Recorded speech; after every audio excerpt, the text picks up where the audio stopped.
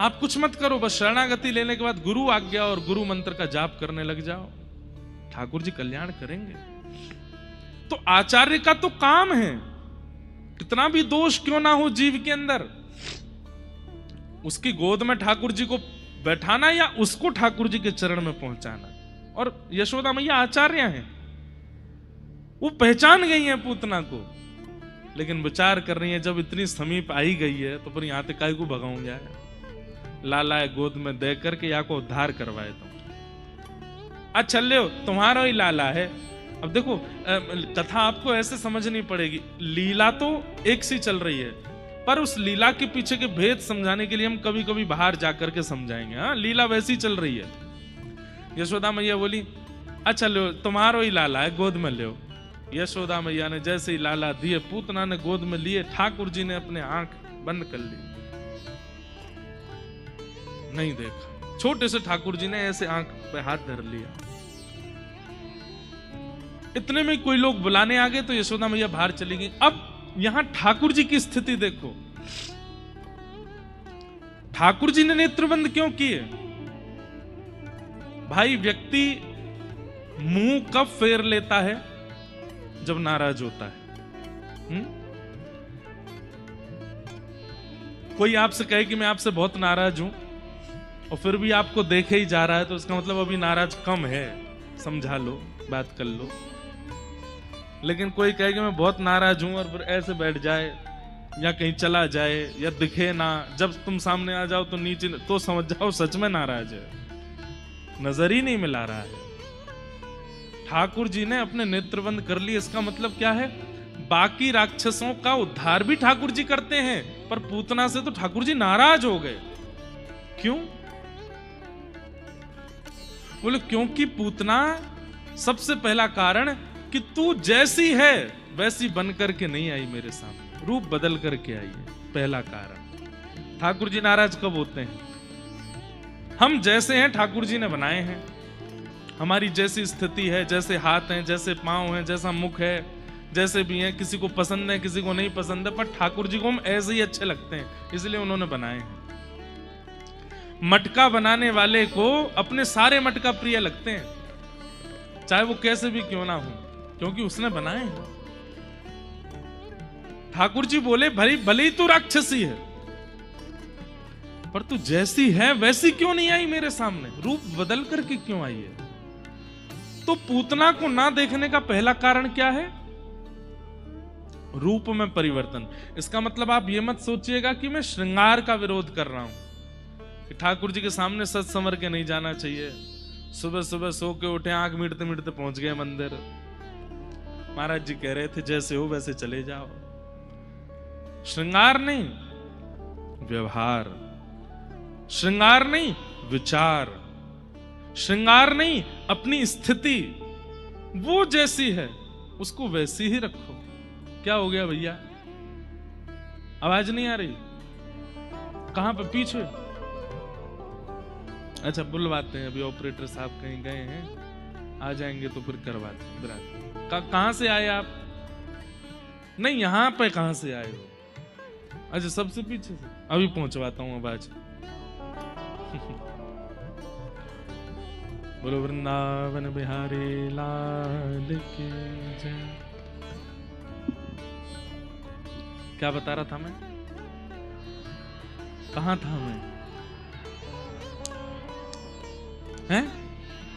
हाँ नाराज, श्रृंगार। हाँ हाँ श्रृंगार, श्रृंगार। अच्छे श्रोता हैं आप। बाह्य श्रृंगार नहीं है, विचार, स्थिति, मन, ये जैसा है वैसे ही ले जाओ। हम आपसे बिल्कुल सत्य बात कह रहे हैं।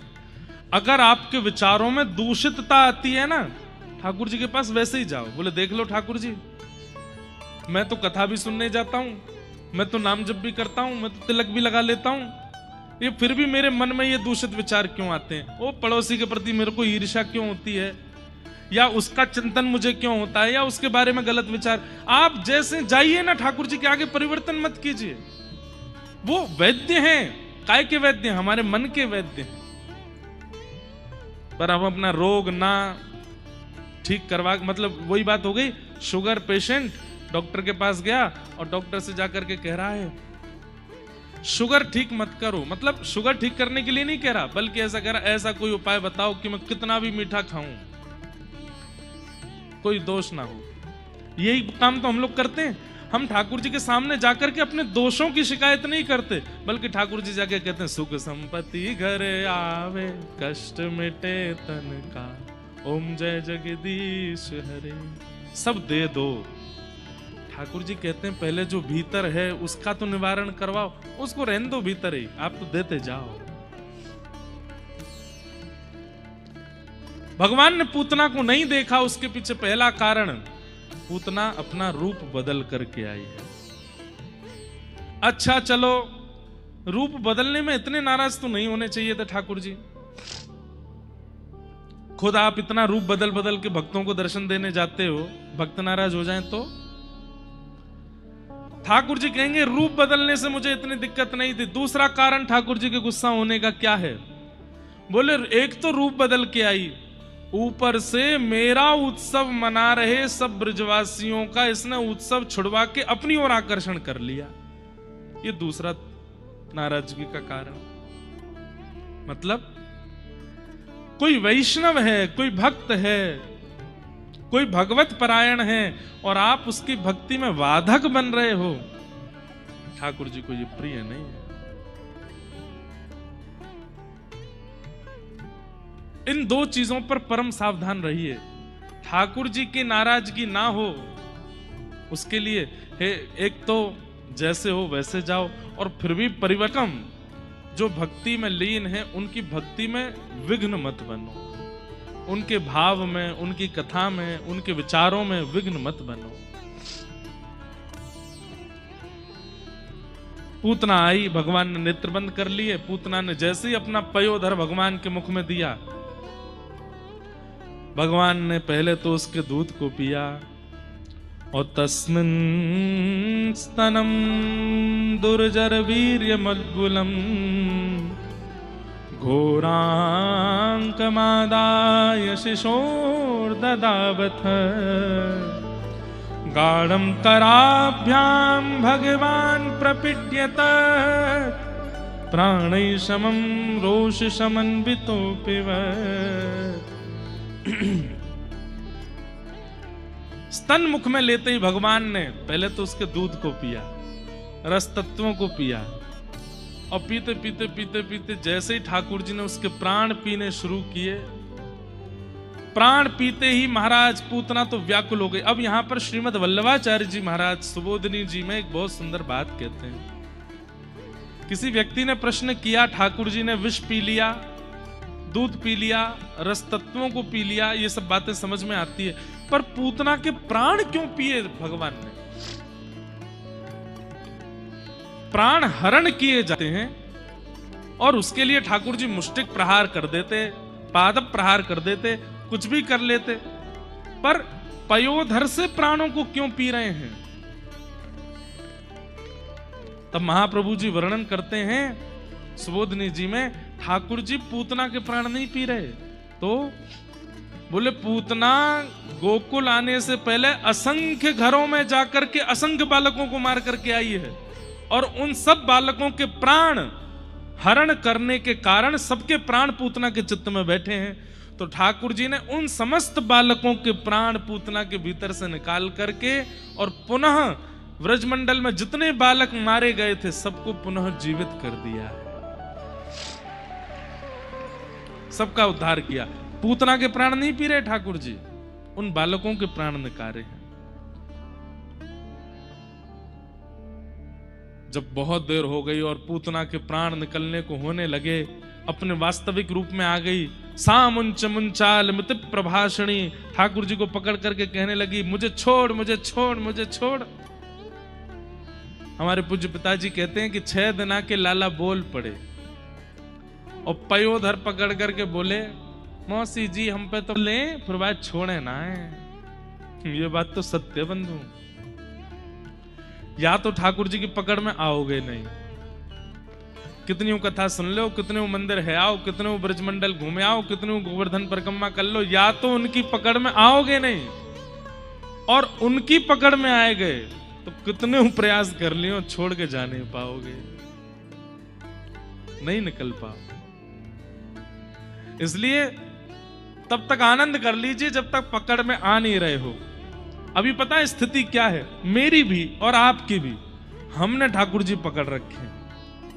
वो जहां जहां जाते हैं हम पीछे पीछे भग देते हैं। काऊ देना ठाकुर जी को मूड आगे और घूम करके देख के उनने ज्यादा ना पकड़ो, वाद ना फिर नहीं छूट पाओगे। अभी हमारी स्थिति क्या, हमने पकड़ रखे हैं, जब मन चाहता पकड़ लेते हैं, फिर छोड़ देते हैं, फिर पकड़ लेते हैं, फिर छोड़ देते हैं। लेकिन जिस दिन ठाकुर जी ने पकड़ लियो, ज्यादा ना उनने पकड़ लियो, फिर नहीं छूट पाओगे। और वो पकड़ते नहीं है सबको, ये बात है, सब पर उनकी दृष्टि जाती नहीं है।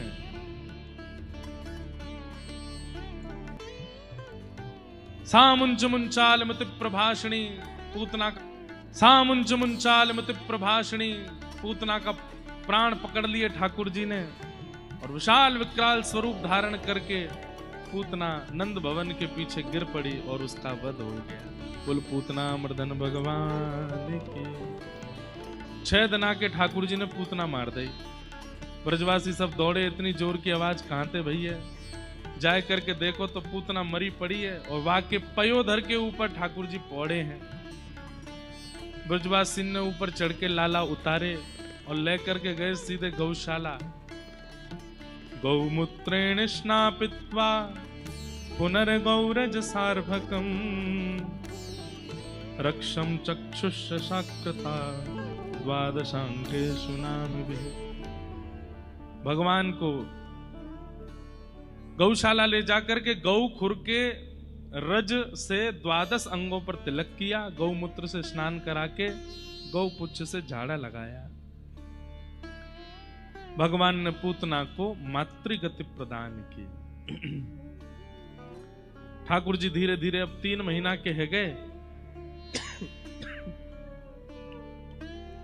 3 महीना के लाला जैसे ही भय पहली बार करवट ली तो ठाकुर जी का करवट उत्सव मनाया गया।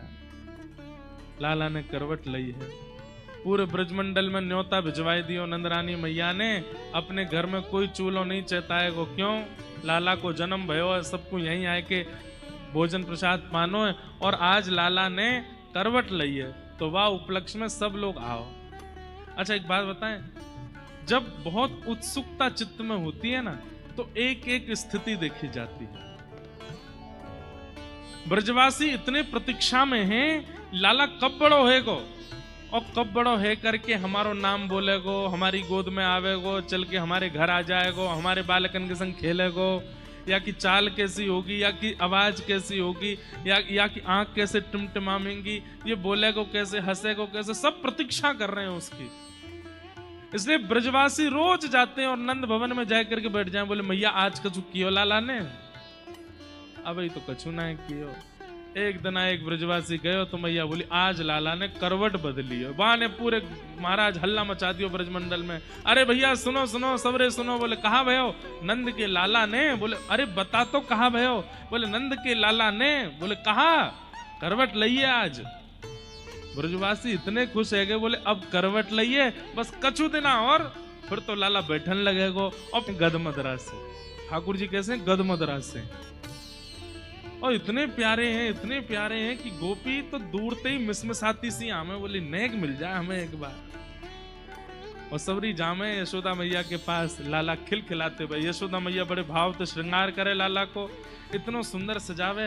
गोपी यशोदा मैया के सामने तो नेक नेक ऐसे करते हैं, अरे मैया कितनो प्यार हो, या के पाम कितने सुंदर है, या के हाथ कितने सुंदर है। जैसी मैया नेक इधर उधर कहीं जावे, गोपी जोर से हाथ पकड़ ले, बोले ऐसा मन करे नेक पकड़ के या को अंक में भर लूं अपने, इतनो प्यार हो लाला। हमारे ब्रज में एक रसिया गाते हैं, खा जाऊं तेरो गाल बड़ो मीठो, खा जाऊं तेरो। होली पे गाती हैं गोपियां, खा जाऊं तेरो गाल बड़ो मीठो, खा जाऊं तेरो।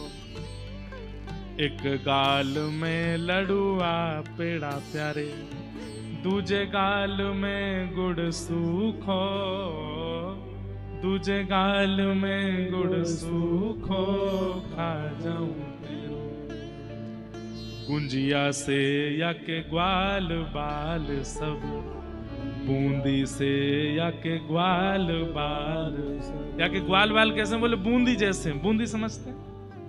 ये सुन लीजिए, गाना नहीं है ना, क्योंकि अधिकार केवल ब्रजवासियों का है। आप अगर अपने वेंकटेश भगवान के सामने गाने लगे, खा जाऊं तेरो गाल, सुदर्शन चक्र के को आजा बताऊं मैं। आप नहीं गाना, ये तो ब्रजवासी ही कह सकते हैं ठाकुर जी से। ये सुन लो, बस सुन के आनंद कर लो। बूंदी से या के ग्वाल बाल सब, बूंदी से या के ग्वाल। और लड़ुआ सो लाल बड़ो नीको, लड़ुआ सो लाल बड़ो नीको। अरे खा जाऊं तेरो, खा जाऊं तेरो गाल बड़ो मीठो, खा जाऊं तेरो, खा जाऊं तेरो गाल बड़ो मीठो। और हमने तो एक पंक्ति सुनी, आगे की तो मैंने खुद लिख दी है हमें। गुंजिया से या के नैन विराजे, गुंजिया से या के नैन। ठाकुर जी के नेत्र कैसे हैं? बोले गुंजिया जैसे। गुंजिया खाइए। गुंजिया से या के नैन विराजे, गुंजिया से या के। और जलेबी सो लाला बड़ो सीधो, जलेबी सो लाला बड़ो सीधो। अरे खा जाऊं तेरो। हमारे ब्रज में जब होली होती है ना, ये गारी है ब्रज की। क्या है? गारी। इसको कहते हैं इनडायरेक्ट वे में गाली देना। सीधे सीधे तो बोल नहीं रहे, सीधे सीधे भी गाली पड़ती है, पर वो आप सुन नहीं सकते, हम बोल भी नहीं सकते। लेकिन अब एक गारी और है। मुकुटधर सांवरे रे लाला, दोए बापन के जाए। दो दो पिताजी हैं इनके। कौन? एक द्वारिका में बसे रे लाला, दूजे गोकुल राय। मुकुटधर सांवरे लाला। कल सुनाएंगे, कल विवाह है ना ठाकुर जी का, कल ये वाली गारी सुनाएंगे। बहुत सुंदर है। इनकी बहन कैसी है, इनकी मैया कैसी है, सबके ऊपर गारी है। तो लाला कैसे हैं? अरे आप गोपियों की बात छोड़ो, आप कहोगे महाराज जी आपने रसिया गा करके ठाकुर जी के गाल खाने की बात कही, शास्त्रीय बात बताऊं? चलो सुनो।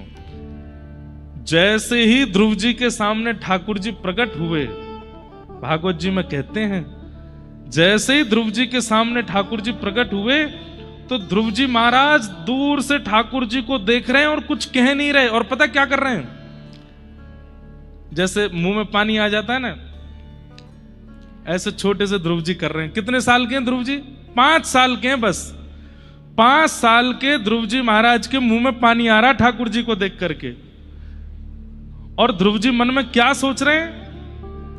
बोले कि एक तो ये नीचे गरुड़ जी खड़े हैं, ऊपर से ये हाथ में शंख चक्र गदा पद्म लेकर के। अब 5 साल का बालक तो डरेगा ना, इतना विशाल गरुड़ खड़ा है, हाथ में शंख चक्र लेकर के ठाकुर जी खड़े हैं। तो ध्रुव जी महाराज मन में सोच रहे हैं कि एक तो ये नीचे गरुड़ जी खड़े हैं, और ऊपर से शंख चक्र बिल्कुल तैयार, बिल्कुल जैसे मानो कोई को सर धरते अलग ही कर देंगे।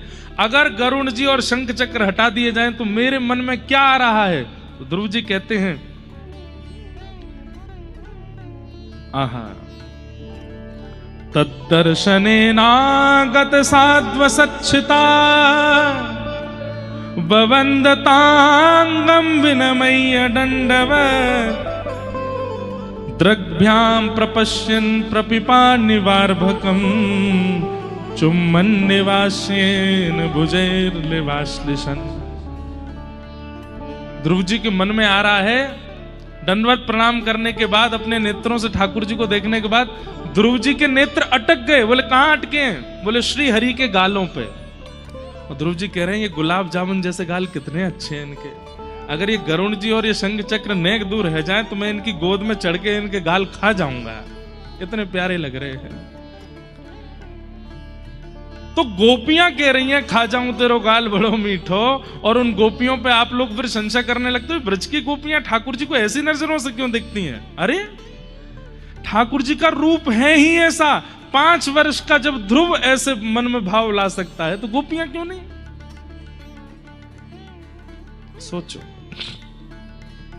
इसलिए ठाकुर जी से मिलवे जाओ तो मीठा आदि पहले से पाके जाना, तो कहीं इच्छा नहीं हो जाए, क्योंकि ठाकुर जी इतने मीठे लगेंगे, उनके रूप माधुरी को देख करके कहीं आपकी इच्छा नहीं हो जाए। गोपियां सब कोई लाला के गाल खींच रही है, कोई हाथ खींच रही है, कोई पाम खींच रही है। थोड़ी देर में ठाकुर जी ने अपने सब मोती वोती तो फेंक दिए और जोर जोर से रोने लगे, चिड़चिड़ा गए ठाकुर जी। यशोदा मैया आई, हटो सबरी। लाला के नीले नीले गाल गुलाबी कर दिए, खींच खींच के, दबा दबा के।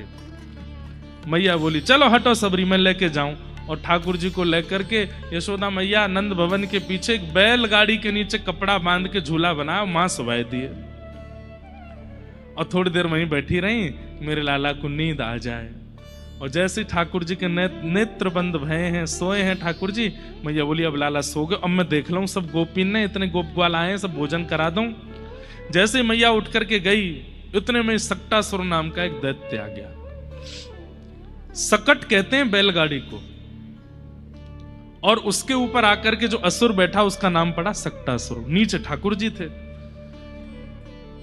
ठाकुर जी ने मन में विचार किया, मैया मैं अकेला छोड़ के चली गई, बड़े बड़े योगी बड़े बड़े तपस्वी मेरो ध्यान धरें, और मैं तेरे घर लाला बन के आया, तुम मुझको अकेला छोड़ के चली गई। एक बात याद रखिएगा बंधुओं, ठाकुर जी अटेंशन सीकर हैं। उनके विचार किए बिना आप कोई क्रिया करते हैं, ठाकुर जी को बहुत पीड़ा होती है। ठाकुर जी कहते हैं मैं ब्रह्मांड नायक सब छोड़ के तेरे घर में बैठा हूं, और तो सब काम करवे के काजे दादी हैं, दादा हैं, नानी हैं, नाना हैं, पिताजी, मैया, मैं ऐसे ही छोड़ जाए? सबसे पहले घर से दूर जावे को इच्छा होवे तो मैं अकेला छोड़ के जाऊं। देखो ठाकुर जी को लेके नहीं जाना चाहिए सब जगह, पर ठाकुर जी की उचित व्यवस्था करके जानी चाहिए।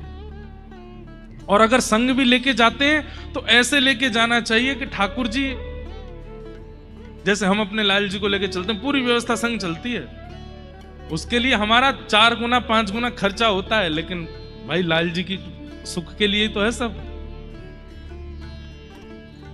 ठाकुर जी आपसे दूर नहीं रहना चाहते, आप रह लेते हो उनसे दूर, वो नहीं रह पाते आपसे दूर। इसलिए ठाकुर जी के अधिकतर समीप रहो, और जहां लगता हो कि जाने का कोई अभिप्राय नहीं, वहां जाओ भी मत, ठाकुर जी से दूर मत जाओ, उनके पास ही रहो। यशोदा मैया जैसे ही अंदर गई, ठाकुर जी बोले मैया अभी बताऊं तो मुझे छोड़ के चली गई। इतने में ठाकुर जी ने एक पाम लंबो किया, तभी देखी सक्टासुर भी बैठो है, दोनों काम हो जाएंगे, मैया वो आ जाएगी, राक्षस मर जाएगा। और अपना पाम लंबो करके ठाकुर जी ने ऐसे करके जैसे ही मारी तक करके 2 बार बैलगाड़ी ऐसे घूम गई और सक्टासुर को वध है गए। उसके ऊपर इतने सारे मटकी रखी थी, उनमें दूध घी दही आदि सब रखा था, सब फूट गए और सक्टासुर का वध। जोर की आवाज हुई, यशोदा मैया दौड़ी, सब ब्रजवासी दौड़े तो देखे बैलगाड़ी टूटी पड़ी है, मटकी सब फूटी पड़ी हैं, एक असुर मरो पड़ो, और ठाकुर जी बीच दही में और घी में ऐसे खेल रहे हैं, अपने हाथ मार रहे लेटे हैं। अभी बैठनो आवे ना है ठाकुर जी थे। मैया दौड़ के गई, जैसी देखी लाला की कहीं खरोंच तो नहीं, ठाकुर जी तो बिल्कुल ठीक हैं। अच्छा एक बात बताऊं, रहस्य की बात, ठाकुर जी पंचामृत अभिषेक क्यों करवाते हैं पता है आपको? ये बीच बीच में जीव निकाल के पी भी लेते हैं, उसको स्नान भी हो जाता है, पेट भी भर जाता है, इसलिए ठाकुर जी पंचामृत अभिषेक कराते हैं। अब इसके वैदिक नियम तो बहुत सारे हैं। गौ रस ठाकुर जी को इतना प्रिय है, ठाकुर जी उससे स्नान करते हैं। दूसरा कारण है कि यशोदा मैया ते लाला कहते रहे मैया मुझे तो ब्याह कौन करेगो, तुम मुझको गौरव कर दे। मैया बोली कैसे करूं? बोले देख या गैया को दूध कैसो धोरो धोरो, धोरो मतलब सफेद, ब्रज में सफेद को होते धोरा। तो मैया ठाकुर जी के मैया देख गैया को दूध कैसो धोरो धोरो होवे, तुम यही ते नवाए कर, मैं या तो गोरा है जाऊंगा। अच्छा लाला दूध ते नवाए दें तब भी ठाकुर जी पे अंतर ना पड़े। मैया तू अब दही ते नवा, दही ते ना ले तो ठाकुर जी पे अंतर नहीं पड़े। ठाकुर जी के मैया अब तूने एक शक्कर रगड़ दे, मेरे देख पूरा दही लग गयो, घी ते लगा दे। सब सामग्री ठाकुर जी ले ले करके आते हैं, खुद नहा लेते हैं और अंत में फिर के मैया नेक तो अंतर आया हो मुंह में। बोला हाँ लाला अब सुंदर लग रहा है। तो दूसरा कारण ये, और तीसरा कारण ये कि पंचामृत स्नान जब होता है तो ठाकुर जी बीच बीच में जीव निकालने में, और जो ऊपर से धारा चल रही है वहां को नेक मुख में लेके पी भी ले में। तो ठाकुर जी कैसे हैं, मैया नवावे तो ठाकुर जी उठ उठ के भागे, कभी इधर भागे कभी उधर भागे। मैया ने सोची कैसे डटेगो, कैसे रुकेगो एक जगह, नहावे ही ना है रुक के। तो फिर मैया ने पंचामृत ते नवाए तो ठाकुर जी रुक के प्रेम ते नहा ले, क्यों, वहां के बहाने खावे पीवे को मिल जाए, ऊपर ते पंचामृत पीते रहे। ये सब भाव है। और वैदिक क्रियाएं, वैदिक भाव तो अनेक हैं, पर हमारे व्रज में तो भाव की लीला ज्यादा चलती है ना, तो भाव से ठाकुर जी ऐसे। मैया ने जैसे देखी लाला बीच में पड़ो, आए के गोद में उठाए लियो। इतनी बड़ी बैलगाड़ी कैसे गिर गई। एक बालक दौड़ा दौड़ा आयो, बोले मैया मैं बताऊं कैसे गिरी। बोले हाँ बता। मैया मैं दूर से देख रहा हूं तेरे लाला है, तेरे लाला ने इतना लंबो पाम कियो अपनो, और मैया और लंबो है तो गयो, और लंबो है तो गयो, और लंबो है तो गयो, और इतना लंबो या को पाम है गयो, और याने यो करके तकते मारी, सोई बैलगाड़ी पलट गई, गिर गई मैया। सब लोग उस बालक को ऐसे देखने लगे कितना झूठ बोल रहा है। मैया बोली यहां पे आ। हाँ मैया। मैया ने एक दिया कि झूठ बोला नहीं, एक सौ लाला यहाँ इतनी चिंता है रही है सबन ने, तो यहाँ मजाक करवे की पड़ रही है। मैया तेरी सौगंध खा के कह रहा हूं मैं झूठ ना बोल रहा हूं, तेरे लाला ने गिरी बैलगाड़ी। मैया बोली फिरते आ यहाँ पे। इतने तो भाज गो। शुकाचार्य जी कहते हैं, क्या कहते हैं, आहा नते शब्द धीरे गोपाल बाल भाषित मृत्युत अप्रेमयं बलम तस्य बालकस्य नते विदु। छोटे बालक तो सच बोल रहे हैं, लेकिन इतना प्रेम चढ़ा हुआ है मैया के चित्त में कि उस बालक की सत्यता और ठाकुर जी की ईश्वरता मैया से स्वीकार नहीं की जा रही है।